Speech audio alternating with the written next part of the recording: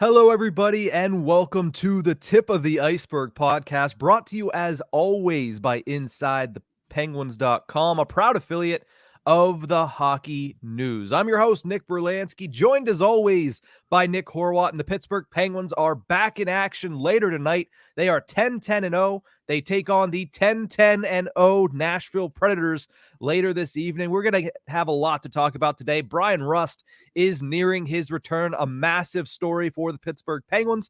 Seemingly just as massive, Tristan Jarry seems like he's back on track. We'll talk about that. And the Penguins continue to work on their power play at practice. But before we get into that, Horwat, the last time we talked was a week ago. Matt Canada was still employed when we started that episode. He was fired by the time we ended that episode. But a lot has happened since then. How was your Thanksgiving weekend?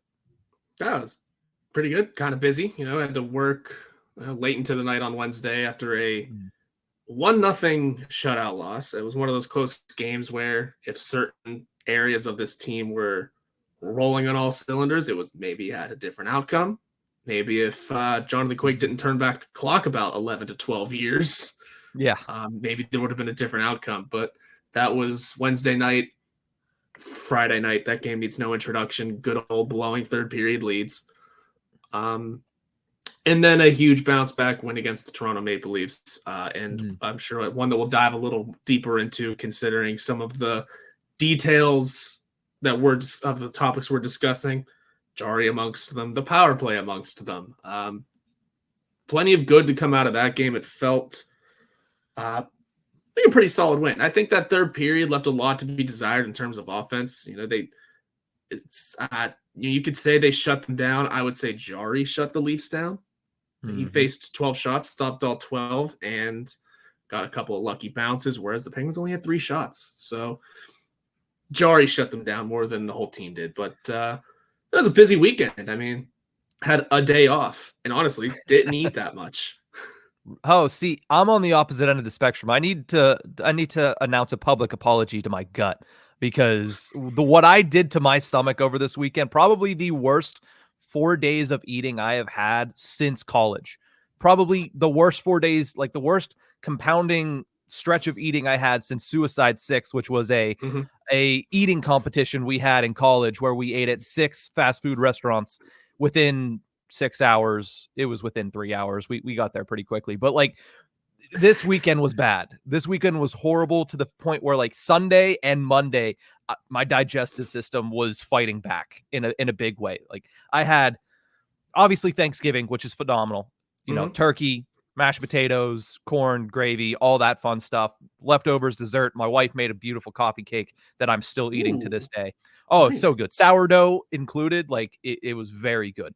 But the biggest mistake I made was Friday. I had like nothing until I had a burger and fries and hot sauce. I like hot sauce with my fries. So already not a good start. Saturday is where I really screwed up, because I went out downtown in Pittsburgh and I was drinking and bar hopping, but I had pizza. I had mini churros, which were delicious, especially because I paired them with a crown and ginger ale, which is what I was drinking at that point. If it gets to that point in the night that I've had a couple pops already, but drinking that. And then, because we're downtown, I had to get condados, and but at the end of the day, pizza, churros, condados, match that with Thanksgiving 2 days before, burgers. I had pizza again the next day. I got home on Sunday night and my stomach said, you know what? You've put us through hell over the past couple of days. So it got its vengeance, and it's still getting its vengeance on Tuesday. But you said you didn't eat much. Holy really crap. Mine was horrible. And I should really apologize to my guts. Yeah, it was probably the least amount of food I ever ate on a Thanksgiving day / night. And not that the cooking was bad, too.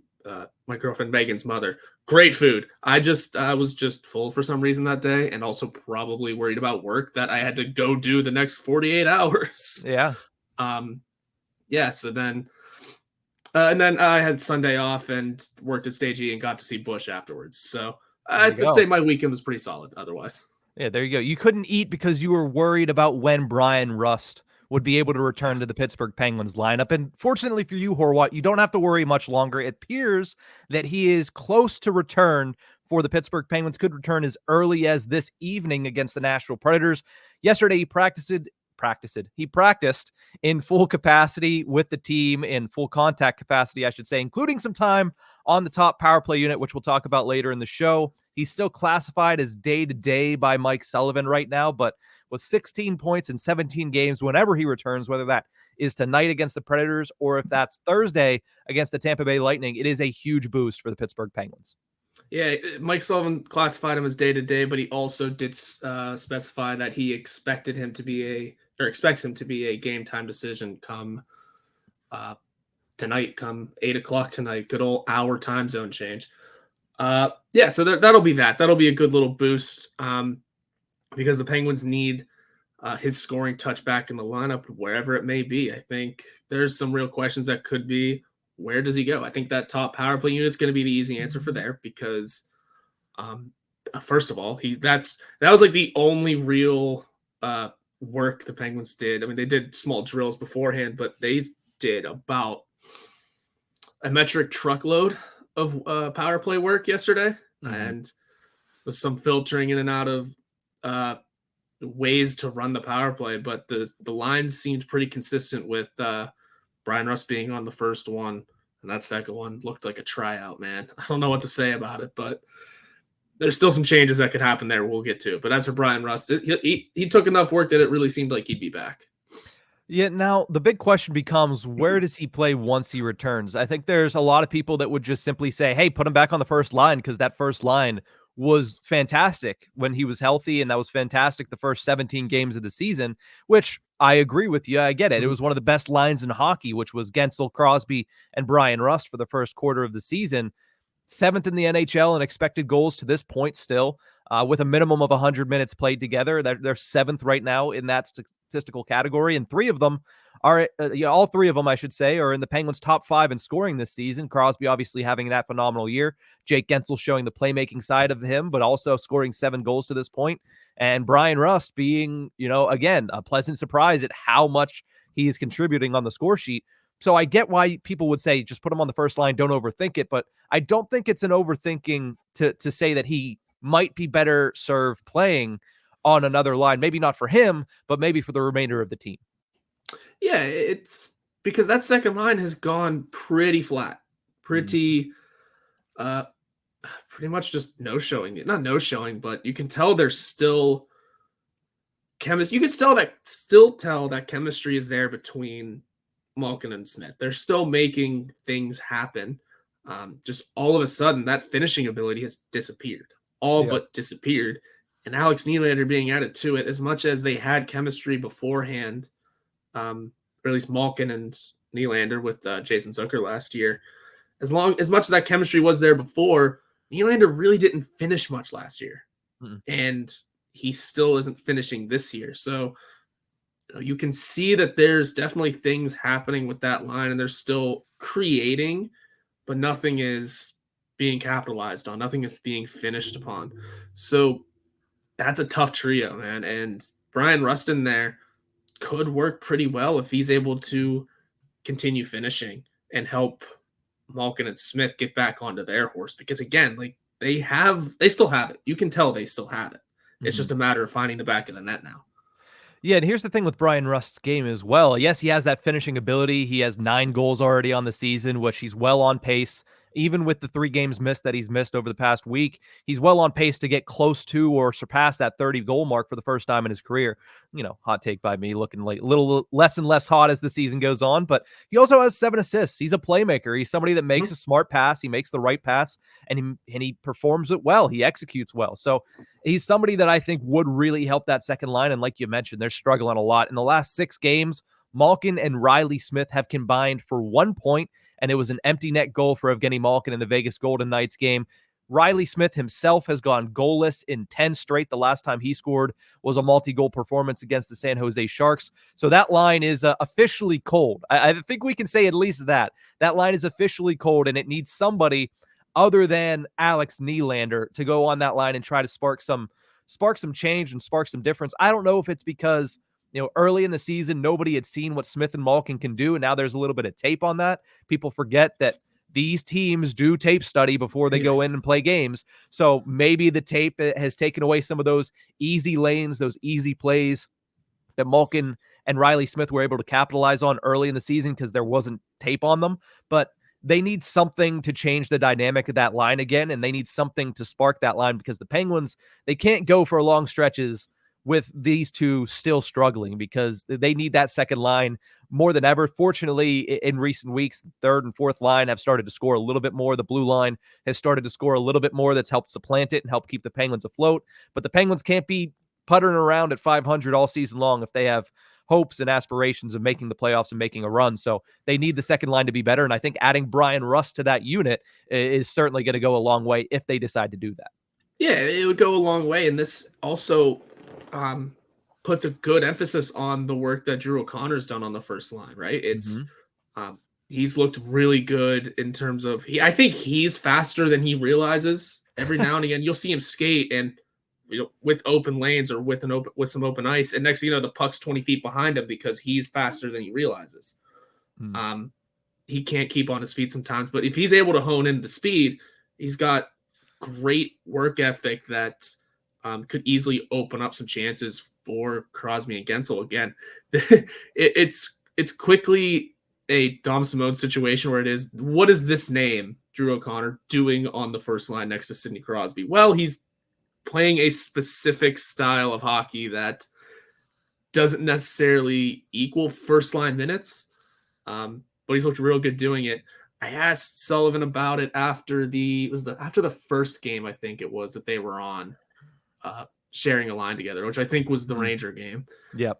And he said just the way that he's hard on pucks, he makes things tough to play against. He utilizes so many different areas of the game that it's beneficial for the line as a whole. I'm kind of forgetting exactly what he said, but yeah, you can see it whenever they play that he is creating those chances, he's creating those opportunities, playing a lot like Bryan Rust, just without the finishing ability.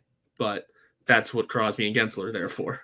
Well, that also come with time, I feel like, as well. I mean, this when out there together in the 3 games since Bryan Rust has been out, they've scored 2 of the Penguins' 5 goals so far, and one of them was a beautiful pass by Drew O'Connor to set up Jake Gensel in their most recent game against the Toronto Maple Leafs. I think that seeing those 3 together, I think, is something that the Penguins could build on, and it goes to making sure your entire lineup is as good as it can be. And like you mentioned, Crosby and Gensel have done it with different players before. Dominic Simone, even Connor Sherry. Connor Sherry, talented hockey player, but certainly not a first-line caliber hockey player on most NHL teams. But yet there he was through, I think, both Stanley Cup runs alongside Sidney Crosby. At least one of them. At least one of them. Definitely the first one, because the first one didn't he score the overtime winner in game 2 on Crosby's line? Yeah, so he was there for both, because the second one was Sid and the kids, which I believe was Gensel, Crosby, and Sherry. So he was on Crosby's line for 2 Stanley Cup runs. I agree with you that Drew O'Connor deserves a longer look on that line, not to mention, that allows you to be a little bit stronger, not just with Bryan Rust on the second line, but, Jansen Harkins had probably his best game as a Penguin on Saturday, but let's not lie that having a guy in Alex Nylander on that third line over Jansen Harkins probably better serves the Pittsburgh Penguins when it comes to scoring throughout the lineup. I mean, Nylander, Eller, and Zohorna probably gives you a better chance of making that type of impact. Now, defensively, does it help as much? Not really, but also Jansen Harkins defensively hasn't been too solid either. But, to get back to the Drew O'Connor thing, you look at the way the Penguins have been able to perform with him. They really haven't taken a step back when it comes to analytics since Bryan Rust left. I mean, in 3 games played, 67% of the shot attempts for that line. They've outshot opponents 31-19 at 5-on-5, 66% of the expected goals, and 72% of the scoring chances. And it's not like the Penguins were playing, cupcakes. They played the Rangers, one of the best teams in the league this season, on Wednesday. That line played well. They played Buffalo, a young team that is right around the same caliber right now as the Pittsburgh Penguins. That line played well. They played Toronto, a team that, let's talk about offense and who can control the puck and pace of play and puck possession. And they performed well in that one. So there hasn't been a major drop-off for that line. And I think that goes to show that Drew O'Connor can assimilate to a top 6 role. Now, can he drive the force for a line? Probably not, but he can certainly supplement that line in a way that is going to be advantageous for Mike Sullivan and his crew. Absolutely. It would work out pretty well with those three staying together, and it wouldn't be maybe not a long-term fix, but the way it could um, help adjust the rest of the lineup, it'd be pretty successful. I mean, you say that there's not a ton of scoring on that third line when it's, or a ton of defense on that third line when it's I mean, Eller's Eller's and great. Horna. Yeah, but Eller can stand up for most of it. And for a third line, I keep pounding the drum that the Penguins could use some legitimate scoring threats in the bottom six. You can't keep. I mean, Noel Acciari's had a great couple of games. That man's defensive as all hell, but he's looked really good these last couple of games. Definitely had his best game as a Penguin against his former team in the Toronto Maple Leafs. So there's the bonus there. But you still need that legitimate scoring touch in the bottom six, at least I think. Mm-hmm. Oh, I agree. Who knows? Maybe Daniel Sprong might become available. Anyway. To touch on the Patrick Kane signing in Detroit thing. Anyway, there's that man, plenty of. Sorry. I was going to say that man is one of a few to just play for original six teams. Do you think he could eventually play for every original six team? Now he has Chicago, he has the Rangers, and he has the Red Wings. So he's missing what? Boston, Montreal, and Toronto. At least he could hit the American circuit on there. He ain't going to Toronto. He ain't going. He's not going to Boston either. Yeah, that's fair. Buffalo kid, not going to Boston. Yeah, you're right. But anyway, now we get back to it. The Penguins could still use a scoring threat in the bottom six. And while we just said Alex Nylander doesn't have a ton of finishing ability, is still a threat, right? It is still something that maybe that little change wakes something up. Maybe those opportunities against other depth players helps him out.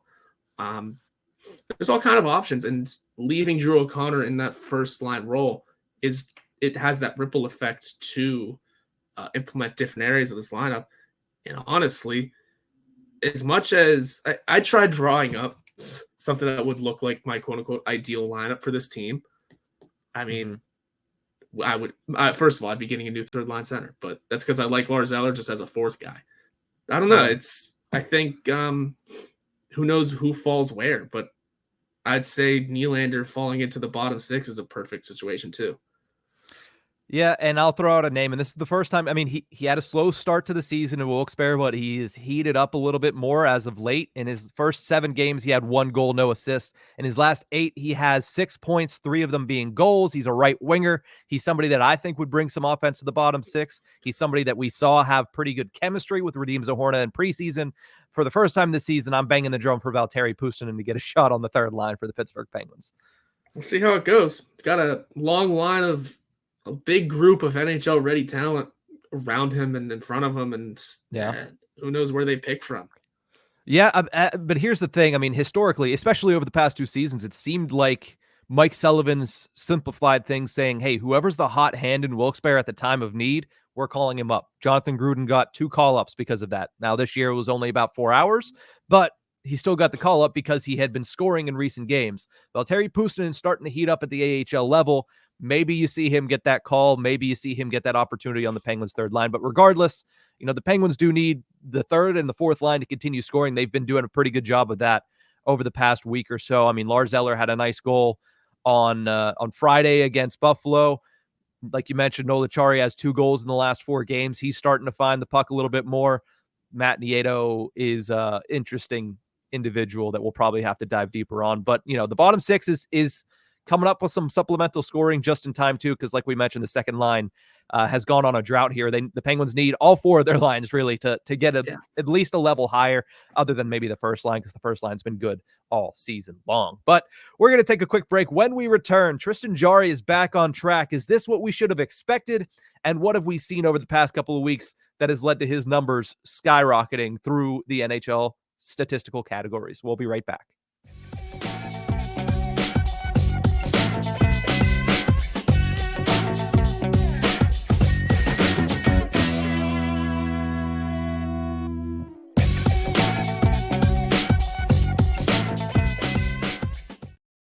Welcome back to the Tip of the Iceberg podcast, brought to you as always by InsideThePenguins.com. Tristan Jarry is somebody who is always going to be the focal point for the Pittsburgh Penguins, at least as much as somebody can be on a team that has Sidney Crosby, Evgeny Malkin, Erik Karlsson, and Kyle Dubas as a general manager. Let's not forget about that.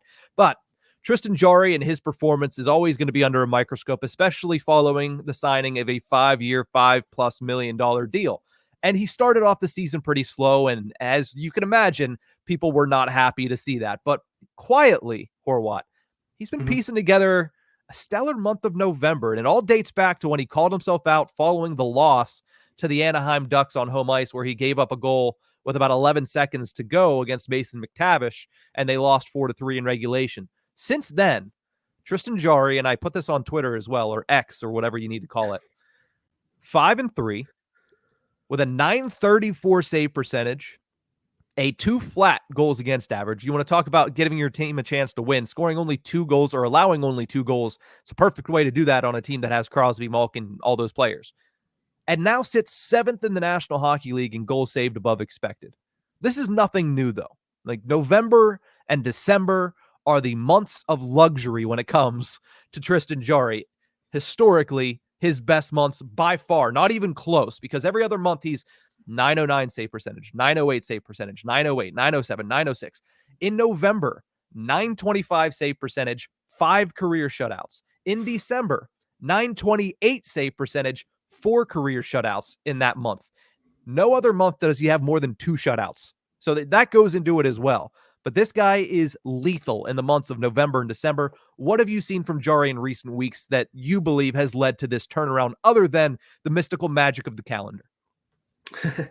It's goaltending being voodoo as always. I'd say the way he was able to call himself out and then back it up, because he called himself out. You have to remember, he also did that at a crucial time of Alex Nedeljkovic was not around to be the guy to maybe step in for a game or two more than normal because of Mike Sullivan playing the hot-handed net. He didn't have that luxury. Now, Magnus Hellberg played great in those in his couple of appearances, stepping up for an overtime win in LA and stepping in to complete the shutout against Anaheim in Anaheim. But I mean, since then it was all rolling on Jarry. It was up to him to really step up, and he played 1, 2, 3, 4 games in a row before piling on that before Nedeljkovic returned for that Vegas game.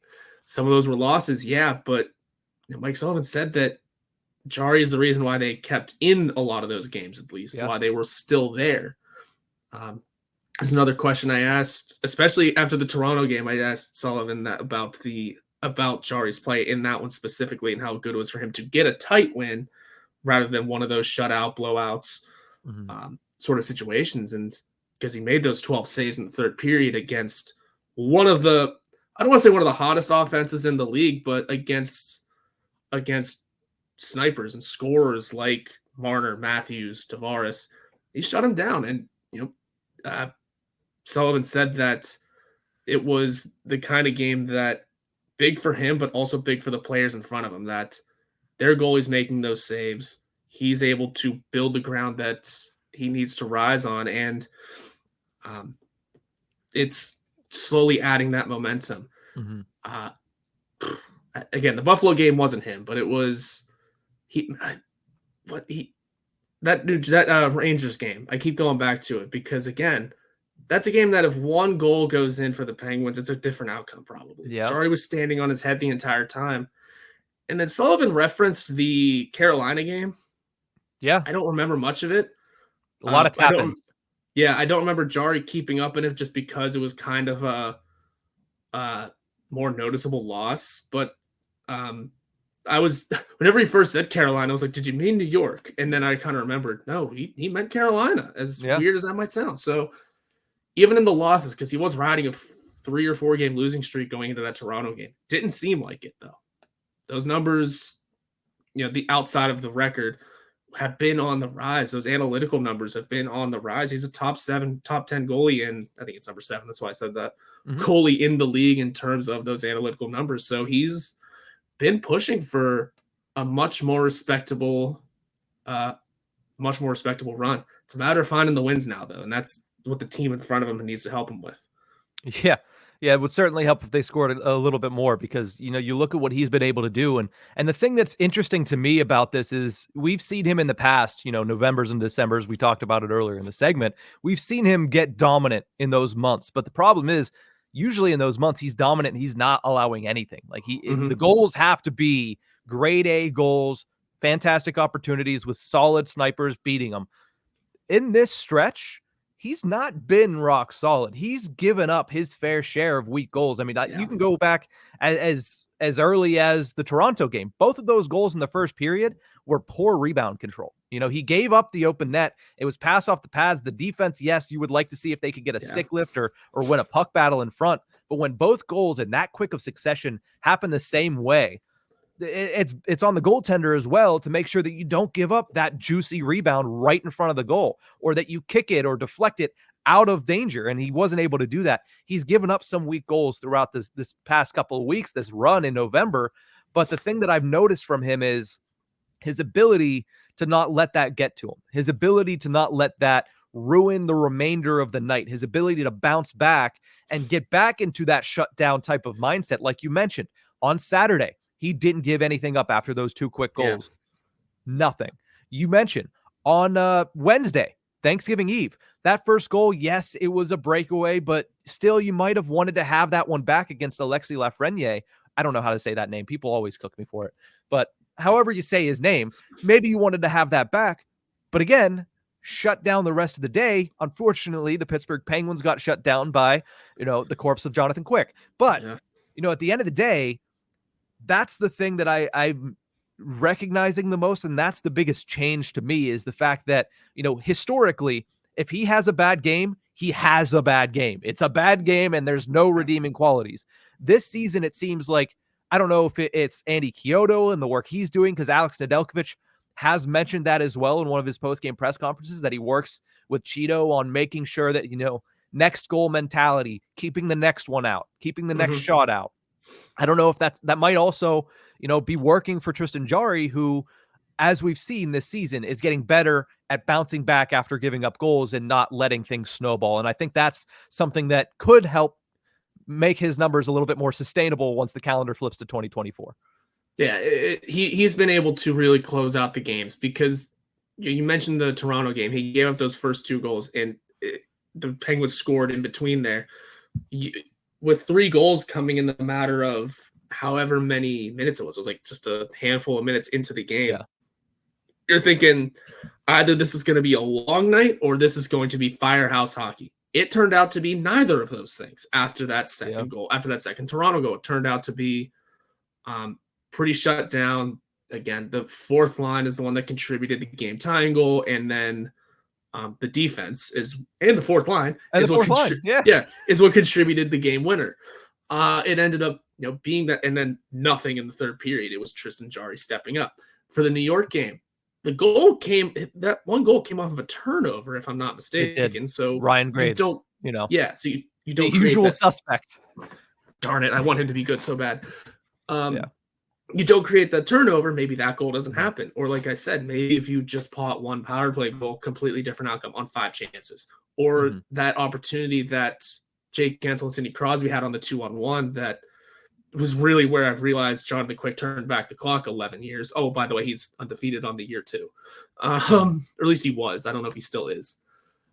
It's one of those goals bounces in. One of those goals, maybe you get a good snipe on Jonathan Quick. You just beat him. An ugly goal, a pretty one, whatever it may be. Different outcome probably, because it was that close and Tristan Jarry was shutting it down. I was going to say, if Alex Nylander was 2 inches back further on that zone entry, it's at least 1-to-1. Oh, yeah, that's right. That's right. Without the glove, because that was another question that came up too. Is this a complete sidebar of him, Jonathan Quick, not having his glove? I believe, I don't know the rules, haven't looked into it. Believe the team needs to gain possession, because I noticed it literally the game before against Vegas. Nedeljkovic's helmet strap, his helmet wasn't off, which is what they do, blow dead immediately, but his strap was loose. I could see it from the press box, and I could see him calling for the ref, and then the Penguins gained possession and the whistle was blown dead. Whereas in New York, glove comes off and is in the corner, and there's Quick yelling for that his glove is off, but nothing happens. I believe it's just the helmet that's an immediate Yeah. blowing the whistle. I think they consider the glove similar to, like, if a goaltender loses his stick, it's like, well, okay, then don't try to make the save with your stick, or don't try to make the save with your glove because you don't have one. Yeah. But he almost made the save with his bare hand. It was close. It But was, regardless, yeah. to go on another quick sidebar before we get back to Jarry, you mentioned Ryan Graves and you wanted him to be good so bad for the Pittsburgh Penguins. It was an interesting conversation on the radio because I didn't get to watch the Rangers game as it happened. I was driving back home to Pennsylvania. So I was listening to the game, and in the intermission, Brian Metzer, friend of the show, was talking to Josh Yohe of The Athletic, and they were talking a little bit about Ryan Graves and how he has struggled to this point in the season. He doesn't seem comfortable yet with the Pittsburgh Penguins. And I think it was Yohe, if not, it was Metzer, but one of them mentioned that, historically, it takes defensemen a lot longer to acclimate themselves to new systems and to new teams. He said the same thing happened with Paul Martin. Paul Martin was horrible in his first year for the Pittsburgh Penguins. What did Paul Martin do after that? He went on to become a very good defensive force for the Pittsburgh Penguins. So, it might be, the entire season that Ryan Graves is struggling, but, it doesn't mean that his entire contract is going to be that way. Again, that's blind hope that it can happen. I hope that history can repeat itself with that. They mentioned another name as well, and it's escaping me at the moment, and I feel bad for forgetting, but, historically, with at least the Paul Martin case, it is how it turned out. So, you hope history repeats itself there. It's an interesting thing to think about because I thought, I think he's been better, but I do think that he needs to take many more strides before you start to actually realize him as that type of defenseman for the Pittsburgh Penguins. And I can see that. I can totally see how he hasn't been good yet, but he definitely will be. I think he's been fine so far for what it's worth. He's done proper things. His goal was, like, I think we said it on the podcast, he misses that goal or that puck doesn't bounce to him and it rolls the other way, then we flame him for it. But he was in the right spot at the right time. I also did ask Ryan Graves yesterday after practice about where they stood on where the whole team stood at the quarter mark, and he said he didn't want there to no one wanted there to be as much of a learning curve as there was with all the new faces, but they had no choice. And he mentioned that there are certain pieces that some people are still learning. I'd have to listen back to see if he mentioned himself and all that, but it sounds like from what Yohe Metzer is saying that he is still part of that learning curve that is still taking place. The issue with Ryan Graves taking on a learning curve this long, he's playing on the first line. That's where but so was Paul Martin. In 2013, 2012. Yeah, but those teams didn't have super high expectations. I mean, they did. 2012, 2013, they went to the East Finals, and then we know what happened. But it's a little different because also Ryan Graves is coming in and supposed to be pretty much Letang's last partner, right? Yeah. Something like that, something along those lines. His last top partner, at least. So maybe there's a little something there that the expectations are extremely high for Ryan Graves, and he just hasn't met them yet. Yeah, I think that's it doesn't help that he's coming into this situation and on the first line, and that learning curve is taking longer than normal. Whereas, do we remember Cody Ceci coming in and being good right away? Because he was playing on the third line. Yeah. So there's that piece of it too. But anyway, where were we? We were talking about Tristan Jarry, but at the end of the day, I think that was towards the end of the conversation. I mean, he's been much better to this point of the month, and the big test is going to be, Happy New Year, Tristan. Are you going to be all right? That's going to be the question, is because you look at his numbers and you go to hockeyreference.com, look at career splits, look at how much of a dip it takes from November, December, even October. He usually has a pretty good month, but October, November, December, January hits and it just drops.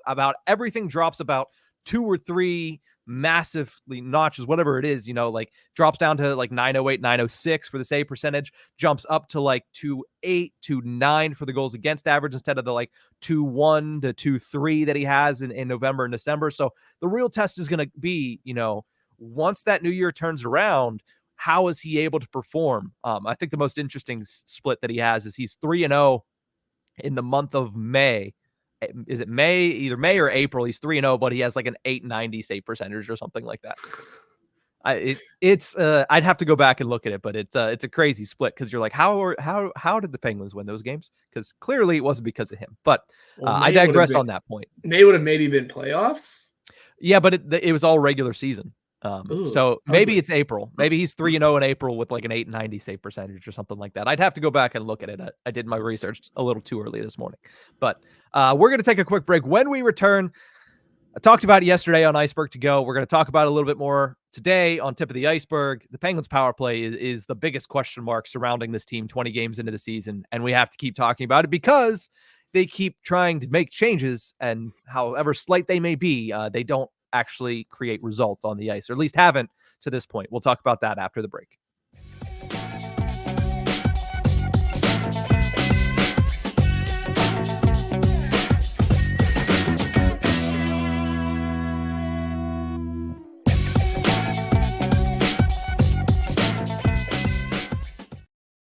Welcome back to the Tip of the Iceberg podcast, brought to you as always by InsideThePenguins.com. The Penguins power play. I gave you a couple of ideas yesterday of how I would change the power play if I was in Mike Sullivan's shoes, or Todd Reardon's shoes, or Sidney Crosby's shoes, or Kyle Dubas, whoever's calling the shots on the Penguins top power play. I said, Chris Letang, which you echoed that sentiment in an earlier article that neither of us had talked about up to this point. So we both believe that maybe Chris Letang on that unit would be advantageous. I think that maybe give Noel Acciari a shot to be that net front guy, because they need somebody in the net front that knows how to play there. Sorry to Jake Gensel. I know he's been doing it for 3 years, but it's just not cutting it at this point. And the other thing I mentioned was just make sure that you get Sidney Crosby more involved, please. Like, sometimes it seems like he's completely out of the play on the power play, and he's the best player on the team. I get there's a lot of Hall of Famers on the team, but he is the best player on the team, and it's by a pretty wide margin. So you got to get him more involved. Him and Carlson should be 1 and 2 for who touches the puck the most in the offensive zone. And sorry to Evgeny Malkin, but with the current cold streak he's on, it just seems like it's compounding worse and worse on the man advantage. But with Rust back in the fold, it seemed yesterday, whenever that may be, it appears he's going to be joining the top power play. I just don't see that helping much. Horwat, what are your thoughts on the Penguins top man advantage unit? Yeah, I don't know how much it does really help, because after every game, Jesse Marshall keeps going on about this too. It's not about the players on the ice. These players can perform and play very good, some pretty good offense. It's about the structure and how the play is being set up and designed. That's kind of is what's killing them, because they've been doing it for checks notes a decade, 10 years. At some point, like you mentioned, that the cold streak with Malkin and Smith might be because people finally got the game tape. People have had the game tape on the Penguins power play for 9 years now. Yeah. I think they've got plenty of, oh, well, here's what they're doing. Here's how we stop it. Something along those lines needs to change. But for what it's worth, we've seen even in the past 10 years, this power play do some wonderful things. Does Bryan Rust add that much? Doubt it, really. It's as good as he is. We know Bryan Rust is great. But he'll have to bring something that maybe hasn't been brought yet. It's hard to really say what exactly is going to fix this lineup. I think I'll hold on to that Carlson and Letang sharing a blue line bit. You tried it before. I mean, at this point, what do you have to lose? Try it again. Yeah. I mean, unless you're genuinely worried about attacking penalty kills, which I could get against the Maple Leafs. I understand that, considering they throw Marner and Matthews over the boards all the time on penalty kills. So yeah, okay, fine. Don't throw those two out, because they're not going to play great defense. Well, because Tang, on the other hand, is killing a ton of penalties this year. So that you have that defense there. But I'd say at some point, just try it. Just see what happens. Give it a shot in practice and fling it against the wall. See if it sticks. Because Kevin Bieksa on Hockey Night in Canada kind of gave a good reasoning why that could work. It's in the story that I wrote. It has to do with the handedness. You're opening up lanes to shoot with one-timers. You're not having to catch the pass and then kind of settle it to your forehand. You're not, that split second there is kind of what gives a defense a chance to get in the way. You're just opening up one-timers with the handedness of, especially if everything, like you said, is flowing through Crosby on that flank.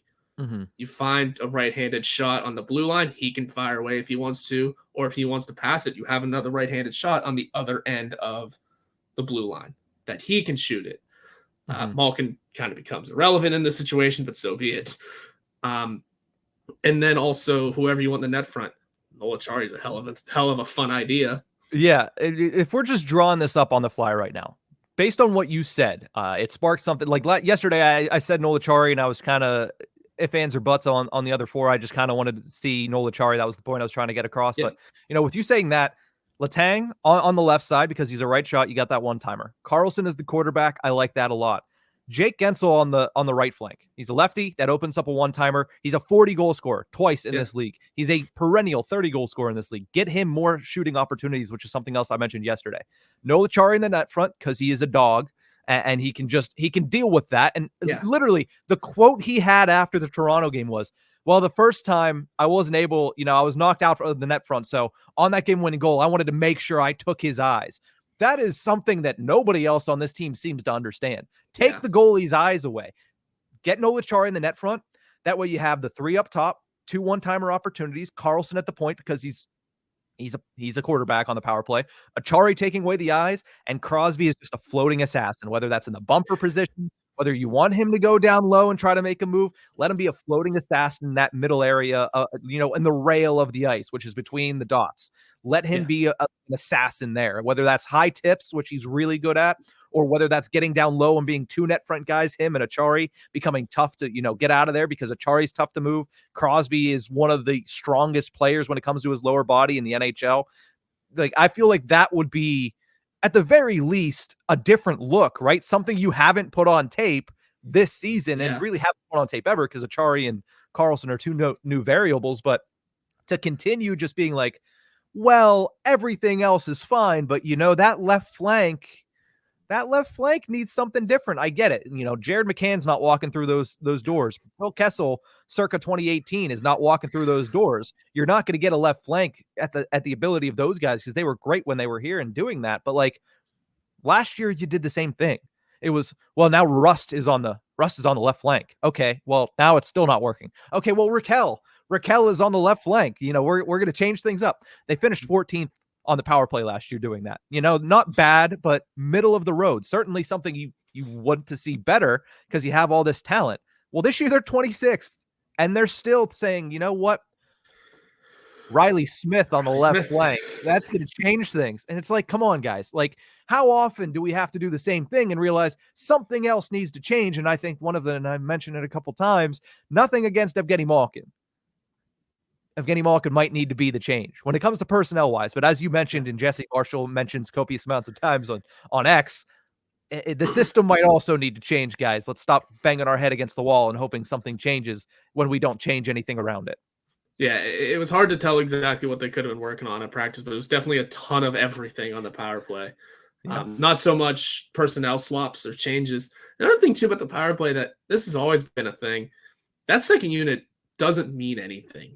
No. You're not giving Chris Letang, like he's manning the second unit. Yeah, he's not getting any power play time. They're out there for 25 seconds. Yeah, 20 seconds, 45 seconds. Like, they're not getting any time. Because one thing that first power play can be pretty good at doing, I mean, they're not shooting the puck, but they're wasting so much time passing it. Wasting all of that time. And then once they try and make those hard passes clear across the ice, they get tipped down, they're down the other way, and they don't change right away. That second unit's getting no time. They're not getting time to set up. Also, you're throwing Jeff Carter out there. By goodness. It's any wonder, like I said, the structure of it needs to change more than the players do. Because, again, the Penguins have 4 Hall of Famers that I can think of off the top of my head right now. On the team, just on the team, not necessarily on the top power play, but on the team that can all score. Yeah, Drew O'Connor, Bryan Rust, Jake Gensel. Carter Kell did lead the team in power play goals last year. Yep. But no, the team has 4 Hall of Famers that can do the thing. Yeah. Where is it? Yeah. It's the structure, maybe. So again, like we just drew up a nice little power play with Acciari sitting in the net front, maybe Crosby sitting in the net front, maybe Carlson and Letang sharing a blue line. At this point, again, I get you have important games coming up and you do want to win those games. Yeah. But the power play is costing you games. Yeah. It's what happened in New York, probably what happened in Buffalo. And again, it is a weird time to start experimenting with things. You don't want to experiment a But quarter of the way into the season, but yeah. you don't really have much of a choice right now. And here's the thing, what's gonna be different? If you experiment and it's not working when you're experimenting, what's the difference? You've scored 7 power play goals in 20 games. 2 of them were in the second game of the season. Yeah. What are we doing? So you've scored 5 power play goals in the last 18 games. So like at this point, how long can you stay the course when it's been bad for a quarter of the season? Because it feels like there is an aura of we're going to stay the course and eventually it's going to work. If you keep doing that, then, set up your tee times now because you're going to be done early April before the playoffs even begin again. Yeah, because Sullivan does say there is a fine line between overcoaching and letting things work out. There is, but it should not be a quarter of the way through the season. Yeah, at this point now, I think it is time to start overcoaching a little bit. It's maybe not overcoaching, but stepping in and saying, here are the changes that need to be made. Here's some structural changes. The time for it to work out has passed. Yeah, it's not overcoaching. You know what it's doing? Doing your damn job. Yeah, it's doing your job. Yeah. At this point. So, I think we're on the same wavelength there with Mike Sullivan and the Penguins power play. We'll see what changes come about tonight. If they get a power play opportunity, they're also not great at drawing those. People have mentioned that, people have mentioned that a lot. And I'm like, it's nobody's fault but the Penguins, right? Like that points directly to the way they play at 5-on-5, which is not aggressive enough in the offensive zone. That's how you draw penalties. Drive to the net. You know what they don't do? They don't drive to the net. So I'd love to see a breakdown about who has drawn the most penalties, because I'm sure Crosby's up there just because people don't know how to handle him in the offensive zone. But I'm sure it's probably the third line or the fourth line that's drawn a lot of penalties because they play that aggressive style more often than the other two lines, personally. You're going to make me really think about who it is now, aren't you? I don't know where to even find that stat. So, if you know where to find that and who's drawn the most penalties, please leave it in the comment section because I would love to be able to monitor that. But at the end of the day, the Penguins take on the 10-10-0 Nashville Predators. Ironic because the Penguins are also 10-10-0 going into this game. As you mentioned before the show, before we started taping here, the Battle of Mid, quite literally is what you said. So we'll see what that does later tonight. One of the 5 buildings the Pittsburgh Penguins have won the Stanley Cup in and clinched the Stanley Cup in. So we'll see if they get any good voodoo from that. But that's going to do it for this episode of the Tip of the Ice-Burgh podcast. Thank you guys so much for tuning in, and we will see you next time.